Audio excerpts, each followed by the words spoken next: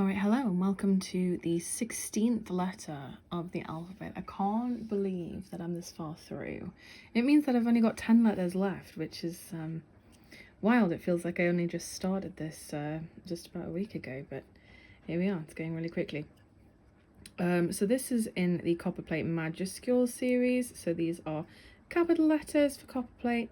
As normal, I am using an X height of 5mm, which means that with the ratio I use, which is 2:1:2, my majuscules will be 15mm high. I've just found a hair on my nib, so I'm going to sort that out really quickly before I get started, otherwise it is going to cause an issue. It's worth checking beforehand, just in case, so that you know that any sort of mistakes and stuff are definitely not your fault. And sometimes, even out of a box of 10, 12 nibs, whatever, sometimes you only get one or two that are really, really on the mark. So today I am using a Gillot 303 nib, same as last video, in my oblique holder with some watercolour ink. Oh, so it's my cat. Right. Okay, so with a P, that's about right there. Okay, so with a P, we want to start with the universal line of beauty, which is obviously going to go from the start up here. It's going to start parallel to the horizontal line, be parallel to the slant line in the middle third, and then by the time it reaches the bottom, it is going to be again horizontal. We've seen this before in many letters, and I always denote it the same. So the top should be going that way and the bottom should be going that way as soon as it hits that bottom guideline. Okay, and the middle third should be parallel with my slant line, which it is. So we're cooking with gas. All right, so from a P, you've then got this left-hand area similar to a B, where there are many things you can do. What I find easiest to do for me is I will use this space to contain an oval, swing up and back around. Okay. And I'll normally do something either like I'll continue this on and either intersect here or just put a terminus dot. I think I might just put a terminus dot for today. And then we'll go through some variations in a second. Let me just clean that off. I have to play fetch with my cat. Hold on. Here you go. Right.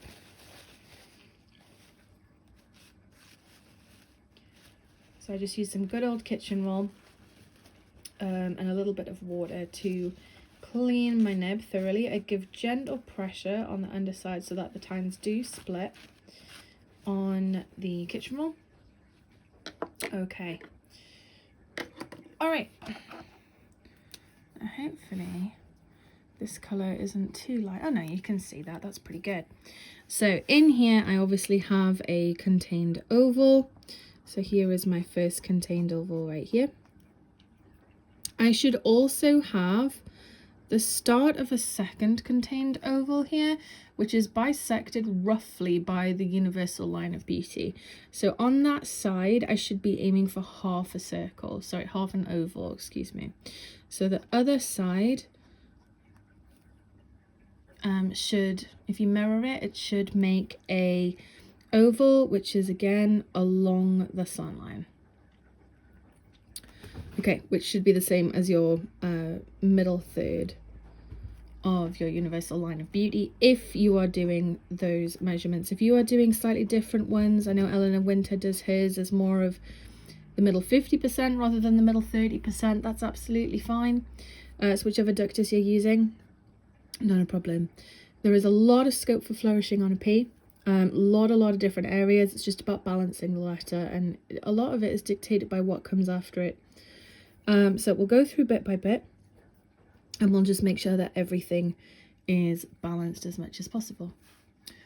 Okay, so we've talked about ovals right here. I should also have the beginning of a contained oval with my universal line of beauty coming up from the bottom. It will obviously not be contained unless you have swung it all the way back up to intersect into that oval here. You could swing it up further. I've got trusty black biro over here. I always seem to lose all my pens except for biros. They always seem to be lingering somewhere. So I could swing that up if needed, and I could bisect that space. It's all about what you've got going on, because that would mean that this space here would be far too large compared to my top area. That would be far too busy. So I haven't chosen to do that. I could loop it back down if I had the space.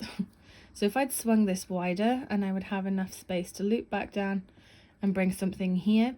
It's obviously a little bit tight at the moment, like that's far too close, but if you swing it wider, you can bring it back down, as long as whatever you cross, again, is as close to 90 degrees as possible on both sides,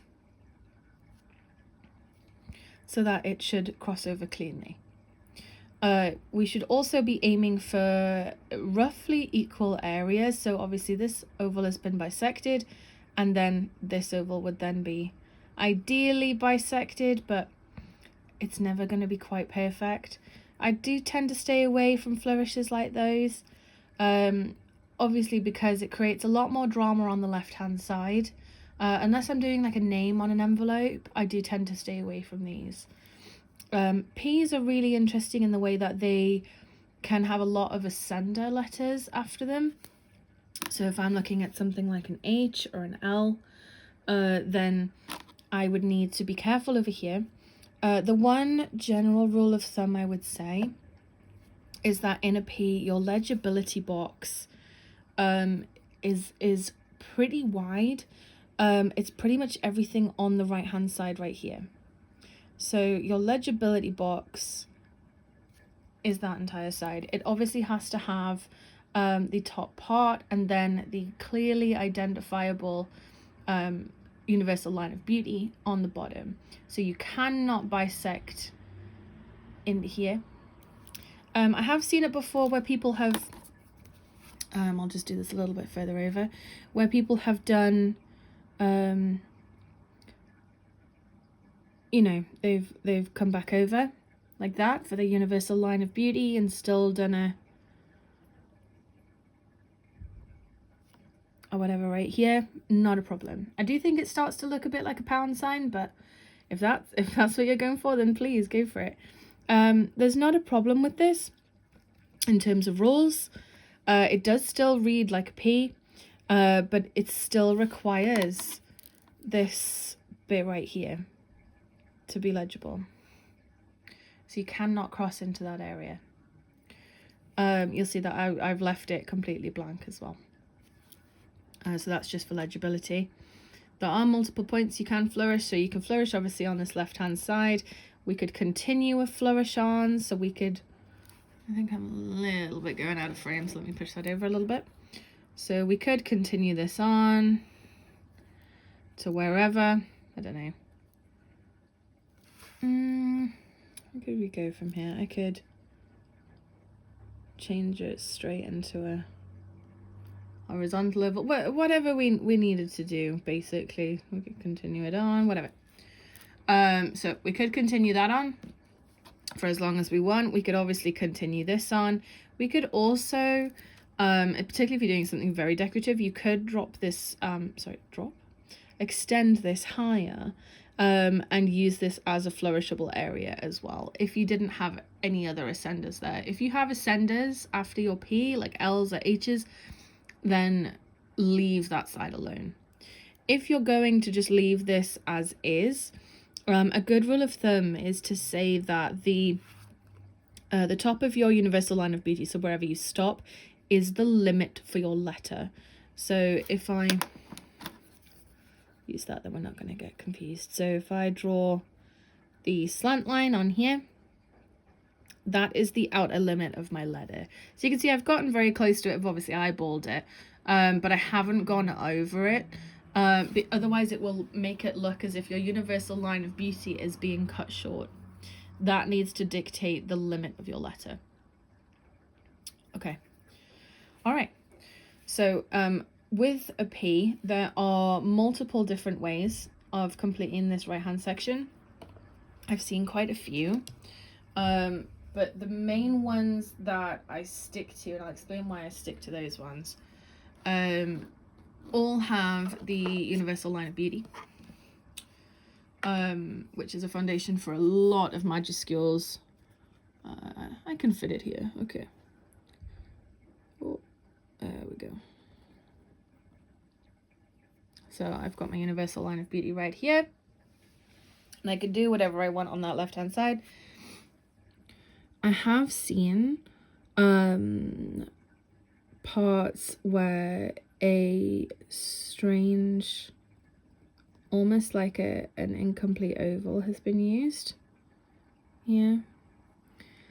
To then complete your P. I don't tend to like this. Oh, there we go. So I could put that right there, something like that. Okay. And I could always, I don't know, put that like that. Okay. So for this kind of shape, I've seen it once or twice. It's not a common one, but it has its place, where I'm just cleaning my nib, bear with me, where the start of the upper section begins at the 2/3 line. So I don't know if you can see my guidelines very clearly, but I'll just dot them in for you right here. Okay. So you can see the start of this is right at this 2/3 line. Oh, I can write it here. So start. It's a very, very faint pen, but hopefully it's showing okay.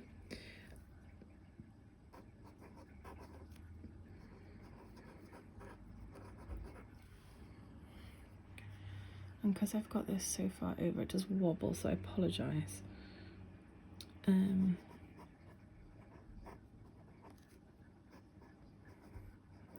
2/3 line, or it can be called first descender. I think that's the more common word for that line. So that's your first descender line.